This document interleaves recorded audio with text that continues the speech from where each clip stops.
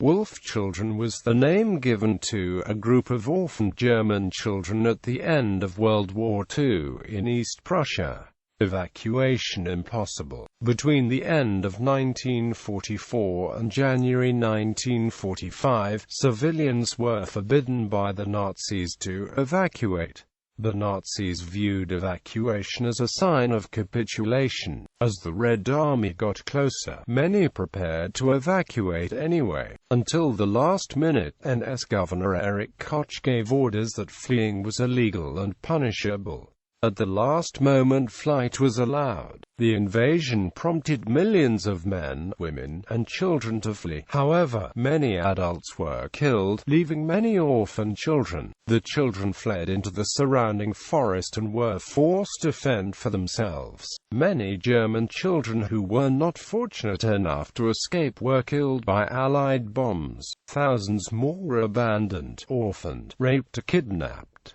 Wolf children left on their own. When the Red Army conquered East Prussia in 1945, thousands of German children were left on their own because their parents had been killed during bombing raids or during harsh winters without any food or shelter. Older children often tried to keep the siblings together, and survival, searching for food and shelter, became the #1 priority. Many went on food-scrounging trips into neighboring Lithuania and were adopted by the rural Lithuanian farmers, who often give them food and shelter for free. Most of these children made these trips back and forth many times to get food for the sick mothers or siblings. They were called wolf children because of the wolf-like wandering through the forests and along railroad tracks, sometimes catching rides on top of or in between railroad cars, jumping off before reaching Soviet control stations.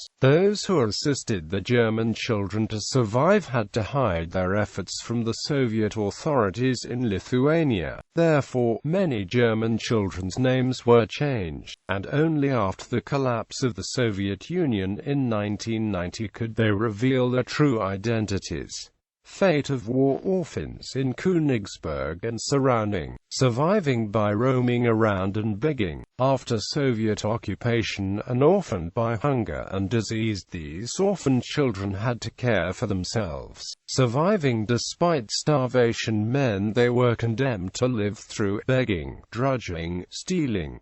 Lithuanian aid. Lithuanian farmers, who sold the products in the townships of East Prussia in 1946, looked for children and young people to support them in the daily work. Thus many children streamed regularly to the Eastern Baltic region to receive food in exchange for products of the labor. Others were condemned to roam around begging. The Lithuanians helped the children of East Prussia commuting to Lithuania to find nourishment and called them vokietukai. They adopted some of the younger ones. Even though Lithuanians risked severe treatment by the Soviet authorities should it be detected that they sheltered wolf children, some of the children remained on the Lithuanian farms permanently, but exact statistics are not available. According to rough estimates, 45,000 German children and young people stayed in Lithuania in 1948. Most of them became orphans by war and flight in the stage of child or baby. They had to care for themselves and find out how to survive. Many reached Lithuania, where they worked at farms to gain their living.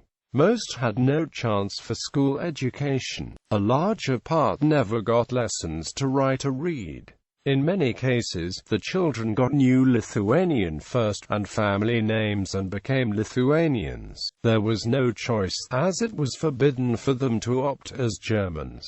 Committal to special homes for children. Later on, those who could be identified as German orphans in former East Prussia were sent to stay in Russian homes for children. Adoption by Russian families. Orphans from former East Prussia were also adopted by Russian families. Documents about these adoptions are not open to the public. Expulsion to Soviet occupation zone of Germany. In 1946, the Soviets began emptying some land of Germans. In October 1947, the Soviets decided to resettle 30,000 Germans from Kaliningrad Oblast by trains to the Soviet occupation zone of Germany. On 15 February 1948, the Ministerial Council of the USSR decided to resettle all Germans, declaring them illegal residents in their own homeland. According to Soviet sources, 102,125 persons were resettled in 1947 and 1948. Of those, only 99,481 arrived. In May 1951, another 3,000 East Prussian umsiedler came to the GDR. The Soviets eventually put German orphans in orphanages administered by Soviet military officers but staffed mostly with some of the remaining Germans. In fall 1947, 4,700 German orphans were officially registered in Kaliningrad. In 1947, the Soviet Union sent trainloads of orphans to the communist GDR. These train rides took 4 to 7 days, partly without food or toilet facilities, and some children did not survive. In 1948, the children's village of Pino, then Kinderdorf Kiritz, was opened. Orphans who managed to live with Lithuanian farmers remained the mostly undetected. At the time, some of the young orphans had no knowledge of their identity. Information in search files was vague. The occupational development difficult. Flight from GDR to the west. Later on, some orphans managed to flee from the GDR to West Germany, where they had better living conditions.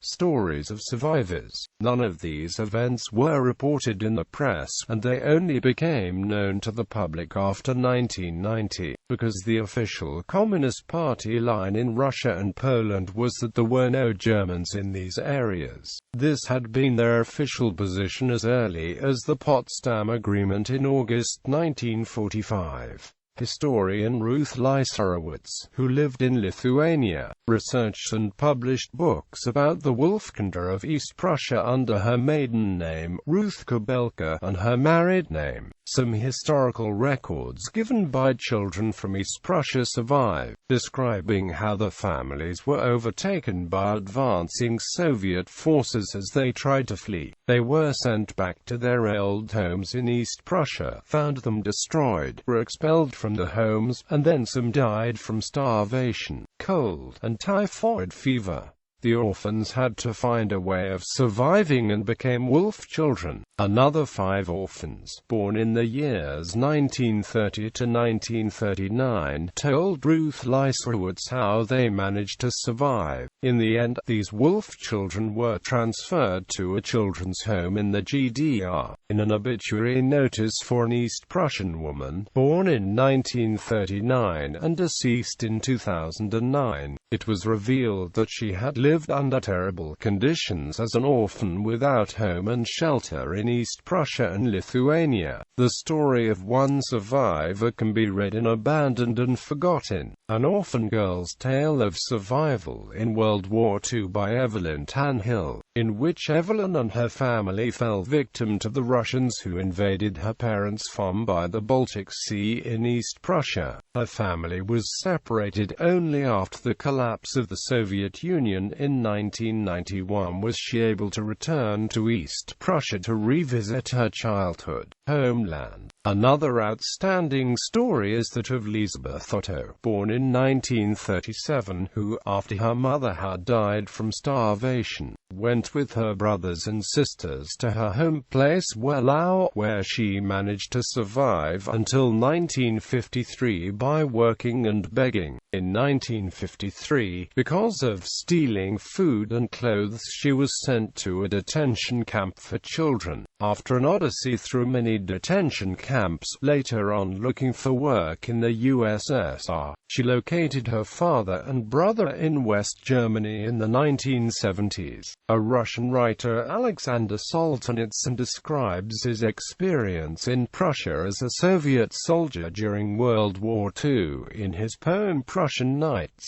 Wolf children today in Lithuania. Fate. Several hundred wolf children were discovered in Lithuania after the separation from Russia. Today almost 100 still live there. For the beginning of the 1990s on, wolf children have fought for their German citizenship. They have their own association, the Federal Office of Administration within the Federal Ministry of the Interior, held for a long time to the standpoint that persons who left Königsberg territory after World War II had renounced their German citizenship. From January 1, 2008 on, compensation is granted by Lithuanian law for those persons who suffered on account of World War II and the Soviet occupation. Consequently, wolf children get a small additional pension. In German laws, the wolf children are not mentioned. From private sponsors they get a small quarterly stipend, organized by Wolfgang Freiherr von Stettin. Today, some wolf children's aim is to learn the fate of their relatives, obtain German citizenship, reunite with the families, and leave the country for Germany, remaining faithful to German culture. Association. The association Edelweiss Wolfskinder is headquartered in Vilnius. Another location is in Klaipėda. It gets support from German donors. The members can meet and exchange views and stories. The members are old and weak and rarely can speak the German language. Aid for the German minority in the Baltic states expired in 2008. Search for relatives. The communist regime and the Iron Curtain lasted from 1945 to 1991. Once the Iron Curtain fell, people could once again travel to research or reclaim their identities as Germans. The German Red Cross helps to identify and locate family members who lost contact with one another, such as the wolf children. During the turmoil in East Prussia, it was only the politics of Gorbachev which allowed the opening of the Russian archives. Since the 1990s, the fates of about 200,000 additional missing persons have been clarified. More information about the fates of Germans who were taken prisoners and died still remain in unopened archives in Eastern and Southeastern Europe. In memory, the president of Lithuania, Valdas Adamkus, stated that an exhibition will be opened in Bad Iburg which will be named The Lost History of East Prussia, Wolf Children and the Fate. 5 kilometers north of Tilsit on the crossroad of A216 Taurog and Tilsit with A226 from Hadekrug there is a memorial for wolf children. The goal of the memorial is to publicize the fate of all human beings who were killed or died from starvation in East Prussia in the years 1944 to 1947, and to remember the orphan children left behind. Another memorial, the House of Wolf Children, will be created with a permanent exhibition to remember wolf children in Mikitin at the crossroads Sovisk, Tilsit. This memorial will be organized by historians of the Verein Wolfkinder. Geschichtsverein e.V. in Berlin. The aid by Lithuanian people for the hungry East Prussians was invaluable. Every historical record brings new facts and insights. Mentioning this time and these circumstances will always cause thankful thoughts for the Lithuanian people of that time. Former German President Christian Wulff was visited on May 10, 2011 by a group of wolf children from Lithuania. The leader of the parliamentary group within CDU-CSU for expelled, relocated and German minorities, Klaus Brahmi, believes that research on wolf children should be intensified. The president gives an important sign of solidarity by meeting wolf children whose fate is not well well known in Germany. It is encouraging that politics and the media report more and more on these orphans, of whom many up to now are not aware of their German descent. The Union goes on requiring that scientific research ought to be intensified and matters of wolf children dealt with in the Bundesvertreibungsstiftung. Related film projects: Wolfskinder, documentary film, about 120 minutes. Eberhard Fechner, Germany 1990, ISBN 3-939504-092. Ergendwogebetelt, Ein Wolfskind-Offspörungssuche report is 30 minutes. Ingeborg Jacobs, Hartmut Seifert, first shown on May 5, 1994. Die Eisen Maria, documentary film, 60 minutes. Ingeborg Jacobs, Hartmut Seifert, first shown on March 13, 2002. Die Kinder der Flucht, Part 2 Wolfskinder, first shown on December 1, 2009. Directed by Guido Knopp. Regie Hans Christoph Blumenberg, 2006.